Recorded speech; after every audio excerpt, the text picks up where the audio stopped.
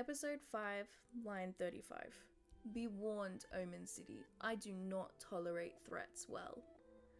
This line is spoken by my character Zen Vaguely in reply to a threat that is made to her in the episode before by the mysterious trouble currently residing in Omen City.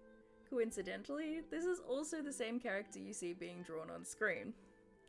The first thing you need to know is Vaguely AM is a fictional podcast created by myself and my team, a group of majority non-binary kids from the LGBTQ+ community. The next thing is that nothing in the podcast is meant to be logical. In Omen City, murder is legal on the streets during the curfew hours of 12 AM to 3 AM, all reported by host Zen Vaguely, her team, and some other friends within the city, including a firefighter, a detective, and Zen's best friend, an eldritch being dubbed Vulture. Outside of the universe we've created, you have me, Theory, and the team Jelly, Birdie, Chaos, Nina, Megan, and Caden, with other voice actors due to join as soon as the series continues. For us, VAM, or as we jokingly call it, Vagal Yam, some really long-winded bagel inside joke, is an outlet that we don't get in real life and a chance to spend time with our chosen family. Anytime we record, it's a kind of stop-start because we're too busy laughing, trying to remember our words, and not able to read them properly. The latest episode we've tried had no script and was just 80% flirting with each other, 10% threats, 5% actual work, and 5% trying to gather the team up to actually work instead of being a bunch of unruly and incredibly R-rated children. Vam is our child. Each character is precious and has a life. We know their favourite foods and what they sing in the shower. We know their pasts and their futures, and so much that the fans don't yet know, and these moments are precious to us. We get to hold on to those moments, those little secrets for a little while until they're ready to release into the world. For me, the secrets relate to Zen, and while I can't give all those away, there's so much you can learn on a picture alone. The way she looks, the glow of her eyes, the colours she prefers. And speaking of, more about the actual art itself. I started working in art when I was roughly 15, so about 6 years ago. The industry is hard, as any artist of any kind knows. I attend university as an animation student, which has helped me further along in self-marketing and progress as an artist.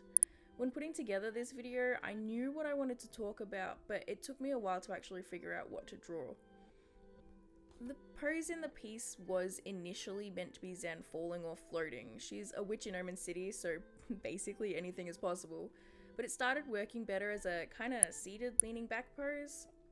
Color coordination was already pre-prepared because I've drawn Zen before. She's a fairly reoccurrent character in my works. And so much of a character's looks are related to their personalities too. Zen is confident, she's smug, full of secrets, she's strong, and she does a lot of things out of sheer spite.